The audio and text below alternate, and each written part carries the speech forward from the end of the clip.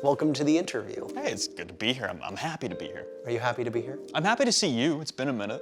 It's been exactly a year to the date.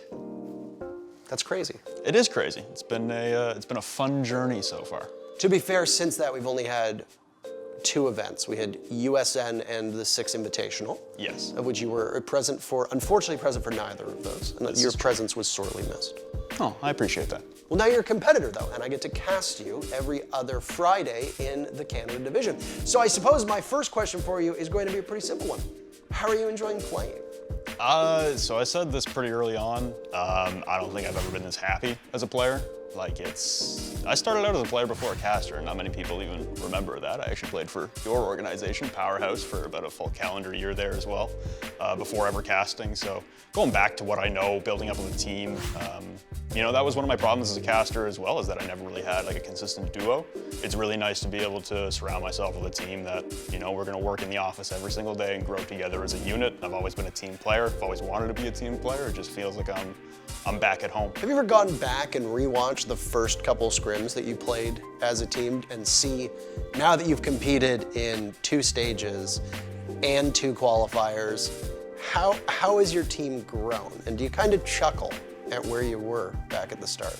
100%. I definitely laugh about where we were. I laugh about how much we've grown, honestly, and how much I didn't think even I could improve as a player. And I've seen a lot of improvements in my own game and my teammates' game. And obviously, I've played with Not Loading for 4 years now. We know each other pretty inside and out, and yet I've already seen a lot of growth and improvement out of him as well. So yeah, comparing to where we were in May to where we are now in November, it's night and day. What's the biggest change that you've seen for the team? I'd definitely say the teamwork.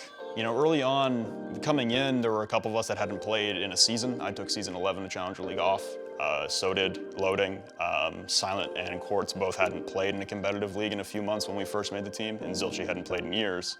So that first stage was us trying to survive and just try to play make and, try and do things on our own and make sure we could just make through every game at a time and win the games we needed to. But after stage 1, it was a real focus to turn around and try and get back to working with each other and trying to be a better team entirely, get that chemistry going, get some new development on the interpersonal relationships. When we cast the Canada division, we always consider Mirage, your team, to be the mark that everybody needs to live up to and get to that level to compete at. And you've won both stages. You've beaten US division teams. I'd say that's pretty fair. But when you reflect on the other teams in the Canada division, what are your brutally honest thoughts on them, on where they started and where they are now? Brutally honest? Be brutal. Gotten a hell of a lot better. They were not great to begin with.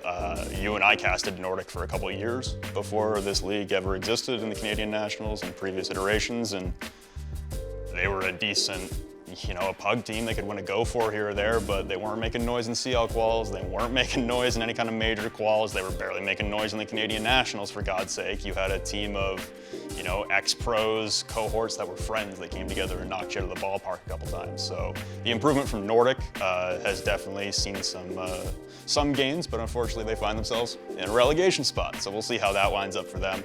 Livid, roster changes, big proponent for why they've gotten better, but I do believe, again, Livid has gotten better. They certainly looked a hell of a lot better in the game against us than they did in the first stage. And then INTERRO, I don't know how much I want to trash talk them, considering I played them in a month, but I would say at this point, the amount of roster changes they made have put them back to, I would say, where they started this whole season off at, That amount of upheaval on a roster, that amount of constant revolving door on key positions as well, hard breach, IGL, positions that take a lot of time to build up.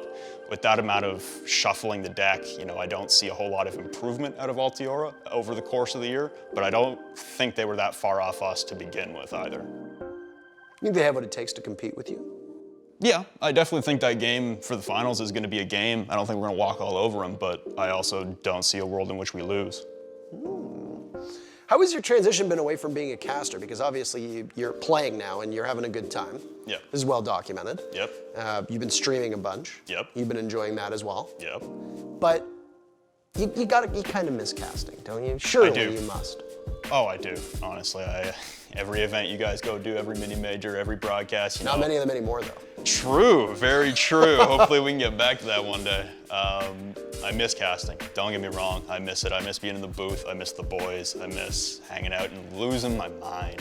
Someone brought up Tokonami the other day with the Nello 1v4. Like, I miss just screaming for the sake of screaming, getting loud, getting hyped. Like, I do it in game, but it's, you know, if I make a big play, I ain't making big plays, man. I ain't making big plays. So to get that excited, to get that invested, and I don't know, just to be surrounded by that level of competition all the time, it was a special place to be, and I'll always hold casting to a very high regard. And hey, if there was ever a way to get back one day, I would probably take it. For those that talk about playing versus casting, this is a conversation that comes up quite a lot. Yeah. As somebody who plays, albeit on an easier schedule, I would say, because you only play once every 2 weeks. Yep. But regardless, you're still competing, you're still scrimming, Yep. versus being a caster and casting maybe even multiple times a week. What are the big differences between being an active competitor versus an active caster? And if so, do you find one is a little easier than the other? I'll definitely come out and say casting is a hell of a lot easier than being a player. If you're gonna put in the work to be a team, though, I will say. There are teams all around North America and all around the world that, you know, they won't put the time in after a scrim. You know, you show up for your 3 maps and you're done. And for some teams, that's good enough. But for a lot of teams, and for a lot of teams to get to the points they want to be, it takes a lot more than that. So you're looking at a lot of VOD reviews and a lot of time spent working out things and working out your problems with people. In casting, it's a lot more individual. You kind of look back at the VOD and go, I didn't like how that sounded, I didn't like how that came across, I didn't like that sentence, I didn't like that wordplay, I'm using this word too much. In playing, on the contrary, you know, it's a lot of, you know, I made this mistake and it led to this mistake and it led to the next thing. There's a lot more, I guess, chess being played in terms of watching back your VODs when you're a player versus when you're a caster. Like, you still got to put in the work, you still got to watch the games, you still got to know what's going on and be up on the meta, but you know, it's a much more internal reflection when you're reviewing your cast versus an external reflection of the whole team when you're reviewing like a VOD you played in. You say it's an easier lifestyle as a caster? A little bit, yeah. A little bit. You get to cruise around the world. Hey man, you get paid to fly around the world and have some fun. There you have it. And you don't ever really lose, I guess. That is true. You don't lose. You know what? Losing sucks. I will say that. That makes playing a very different realm. Losing is a very different universe. Now, when we look at the landscape of the US division, you know, this top 4 that we have has been pretty solid. OXG, TSM, DZ, and Space Station. Yep. As somebody who's competed against those teams, as somebody who's scrimmed against those teams, what is your overall feel of how the US division shakes out? Because SSG don't look as strong and as dominant as they did a couple months ago. Even DZ's had a couple stumbles here and there. Is there any consistency in the top 4 that you see? Consistency, I think, is going to be hard. The team I would have thrown in there would be DarkZero, but press release came out that Hyper's not going to be playing. So that just throws another wrench into the plans for DarkZero. This is going to be played on LAN. Again, it's been so long since anyone's played on LAN. I don't even know if anyone actually has much of an advantage anymore. We've been online for a very long time, but I'd say the teams who've been there and done it and succeeded on LAN will have an inherent advantage, however slight. I would agree that SSG maybe took their foot off the gas pedal a little bit, but I mean, the way they beat the brakes off us, it seemed like they were starting to pick up a little bit. Later on the NIQ, though, I will agree they didn't quite look like their usual selves.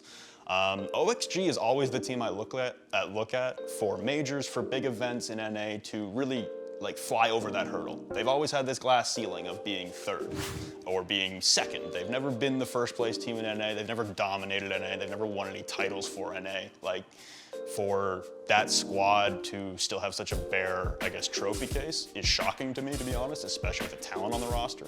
And for every event I've seen them through so far, it seems like they're just kind of getting in their own way. It seems like they've always had the strategy, the play style, the ability. It's all been there. It's just about timing for them and about being able to overcome that hurdle in the big moments. I think that's well put. I want to talk a little bit about the meta changes that just came out, because as a competitor and as a caster, obviously you might have a differing viewpoint. Sure. What's it like playing in the 20-second meta, which is what we're in right now, because the changes haven't taken effect just yet. True. But what's it like playing in the 20-second meta, and then as somebody who watches VODs, Is there a difference between playing in it and watching it, or are there a lot of similarities? This meta sucks. Like this meta is not fun to play. It's not fun to watch. It's not fun to experience. Whether a sport should be fun or not is an entirely different conversation we can have, but in terms of the 20-second meta, in terms of, like, dude, you're pre-round right now, heading into a game, like, you're doing more math than you are theory crafting. You're counting out how many throwables you have and how many things they have that catch throwables, or you're counting how many things you have to destroy and how many things go boom on your side. It is just a non-stop counting game, and it really does all come down to those 20 seconds of, have you cleared enough? Have you been efficient enough? Because if you miss one flash, you know, if the math comes out to you need 11 things to clear and you miss one, sorry, like you're not going one direction for that round when it comes to like a Melusi Banshee or an Evil Eye having purview over you. Like there are so many claustrophobic pieces of utility on defense that you must remove to be able to initiate a plant. As the planter, I don't get a plant down much in this meta. It's not fun because everyone's decision at the end of it is just flood site because we don't have the control. We haven't cleared enough, and you know, it's not a very fun meta to try and work through. And I think I even saw someone mention it the other day, watching back old VODs of older events and stuff. The game just feels faster paced in older metas. It feels like it was more entertaining. It was just higher level Siege, honestly. How is that as a viewer though? So you talked a lot about how it is as a player. Yep.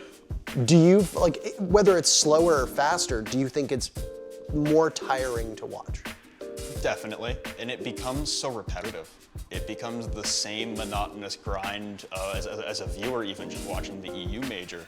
When you watch through those rounds and how many look like a carbon copy of the last one. If you just took the scoreboard off the top, could you even tell the difference between a round 2 and a round 5 if they're attacking the same site? Like we're just stuck in this same rut of doing the same things over and over again, and there's not a lot of room for innovation because of the necessities in your lineup that are created by the meta. Now, they obviously announced a whole whack of changes, a ton of changes actually on the test server right now. And by the way, if you're watching this, if you're on PC, you can play on the test server as long as you own the game. Highly recommend getting access to that content ahead of time. It's free, all it takes is, it's like 70 gigs or something like that. Yeah. So if you got a data cap, it might cost some money, but other than that, I'd recommend downloading it. They made a couple changes. Big ones, Ashe gets a 3rd breaching round now. She doesn't have flashes anymore.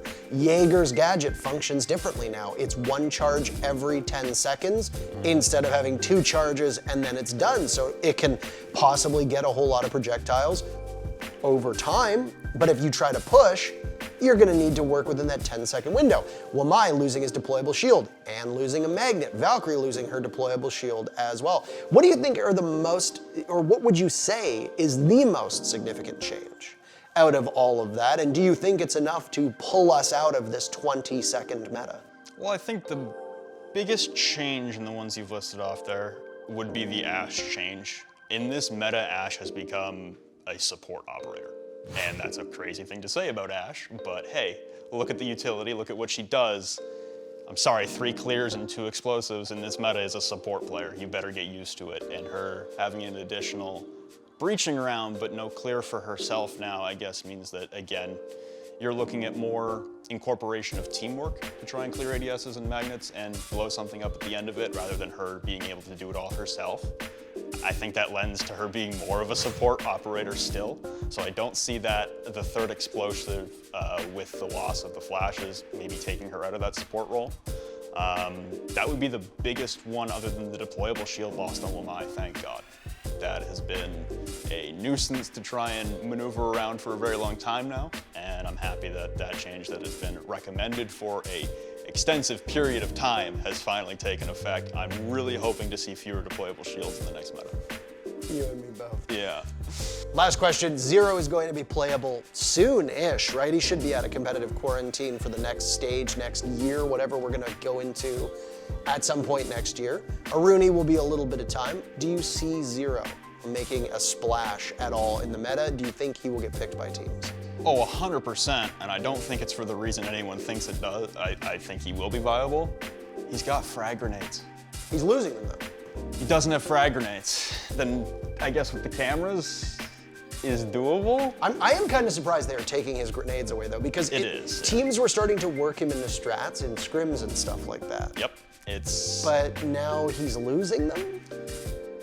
The loss of the frag grenades, like the frag grenades for me, are what make him so versatile, is you can now take out like a nomad for your flank watch and put in a 0, but your flank watch will have nades, but someone else can pick up the flank watch for you off of those cameras with this specific utility. You can obviously do that with normal flank drones that everyone has access to. They're a lot more obvious, there are a lot more common places for those things to sit than one of these 0 cameras. So it provides a lot of flexibility in terms of maneuvering the pawns on the board at different times of the game. Right. The loss of the frag grenades though, I mean, frags are such a rare commodity right now, and ever since Buck lost them, everyone has just been starving for grenades and soft destruction in some kind of combination again, because it's the only efficient pair that we've seen really be useful. It's either Sledge with the nades or Buck with the nades. That's where we've really seen that fill into the meta. So without 0 nades and without Buck nades still, oh boy.